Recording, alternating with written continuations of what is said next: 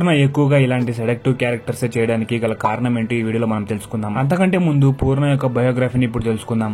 1989 మే 23న కాసిం దంపతులకు కేరళ రాష్ట్రంలో జన్మించింది పూర్ణ. పూర్ణ అసలు పేరు షమ్నా కాసిం. పూర్ణకి ఒక అన్న, ముగ్గురు అక్కలు ఉండేవారు. వాళ్ళ నాన్న చేపల వ్యాపారం చేసేవాళ్ళు. పూర్ణ వాళ్ళ అమ్మకు డ్యాన్స్ అంటే చాలా ఇష్టం. ఎలాగైనా పూర్ణకి డ్యాన్స్ నేర్పించాలని అనుకుంది. కానీ ముస్లిం ఫ్యామిలీ అవడం వల్ల వాళ్ళ చుట్టాలు పూర్ణకి డ్యాన్స్ అవసరమా అంటూ వ్యతిరేకించారు. కానీ ఉన్న 4 కూతులలో కనీసం చివరమ్మాయి అయిన పూర్ణకి ఎలాగైనా నాట్యం నేర్పించాలని పట్టుబట్టి భరతనాట్యంలో జాయిన్ చేసింది. అలా ఉదయాన్నే భరతనాట్యం క్లాస్కి వెళ్లి ఆ తర్వాత స్కూల్కి వెళ్లేదంట పూర్ణ. అలా స్కూల్ టైంలోనే పూర్ణ ఒక అబ్బాయిని లవ్ చేసింది. ఆ అబ్బాయి ఒకరోజు ఫిబ్రవరి 14న ప్రపోజ్ చేశాడంట. కానీ పూర్ణ మాత్రం ఏ విషయం కూడా చెప్పకుండా ఉండిపోయింది. ఆ తర్వాత ఫుల్ కాన్సన్ట్రేషన్ భరతనాట్యం మీద పెట్టి డాన్స్ నేర్చుకుంటుండగా ఒక మూవీలో హీరోయిన్ ఫ్రెండ్ క్యారెక్టర్ వచ్చింది. మళ్ళీ ఇంట్లో పెద్ద రచ్చ జరిగింది. కానీ షమ్నా కాసిమ్కి యాక్టింగ్ అంటే చాలా ఇంట్రెస్టింగ్ ఉండడం వల్ల ఆ మూవీలో క్యారెక్టర్ చేయడానికి ఒప్పుకుంది.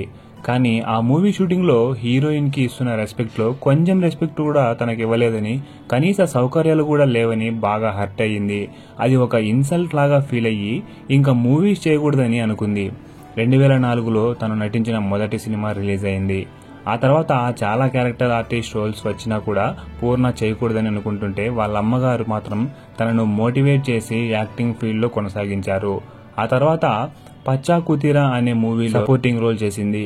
ఆ మూవీలో హీరోయిన్ గోపిక షమ్నా కాసిమ్కు ధైర్యం చెప్పి తనని హీరోయిన్గా ట్రై చేయమని చెప్పింది. ఆ తర్వాత సపోర్టింగ్ రోల్స్ వచ్చినా చేయకపోవడం వల్ల మలయాళంలో అయితే ఛాన్స్ రాలేదు. ఆ తర్వాత తమిళంలో మునియండి విలంగియల్ ముండ్రమండు సినిమాలో నటించే అవకాశం దొరికింది. ఈ సినిమా షూటింగ్ సమయంలో చాలా మందికి తన పేరు పలకడం కూడా చాలా కష్టంగా ఉందని డైరెక్టర్ తిరుమురుగన్ గారు పేరు మార్చుకోమని చెప్పారు. చాలా ఆలోచించి తనకు పూర్ణ అని కూడా పేరు పెట్టారు. చాలా సినిమాల తర్వాత జోష్ అనే కన్నడ మూవీలో హీరోయిన్ గా యాక్ట్ చేసింది. ఆ మూవీ పెద్ద బ్లాక్ బస్టర్ అవడంతో మంచి గుర్తింపు వచ్చింది పూర్ణకు.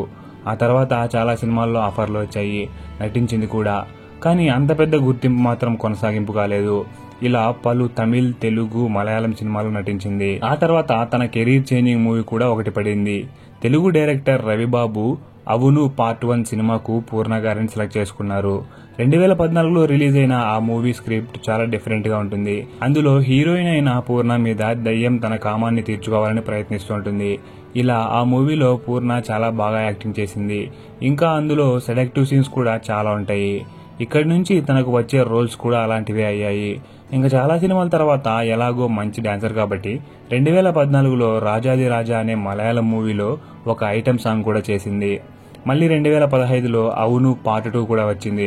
అందులోనూ పూర్ణ తన సెలెక్టివ్ యాక్టింగ్ కనబరిచింది. ఇంకా అదే ఇయర్ లో చెప్పుకోదగ్గ పర్ఫార్మెన్స్ రాజుగారి గది అనే తెలుగు మూవీలో బొమ్మాలి క్యారెక్టర్ చేసి మెప్పించింది. ఆ తర్వాత చాలా సినిమాల్లో పోలీస్ గా, లాయర్ లాంటి క్యారెక్టర్లు చాలా చేసింది.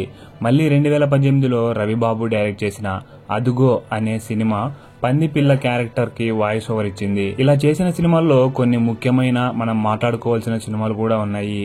అవి తన కెరీర్ ని ఒక వైపు నడిపించాయి. తను చేసిన సినిమాల్లో అవును part 1 and part 2, Suvarna Sundari, Sundari, Akhanda, Dasara, devil, ఇంకా గుంటూరు కారం, ఇంకా ఫ్యూచర్ లో ఇలాంటి సినిమాలు మరెన్నో.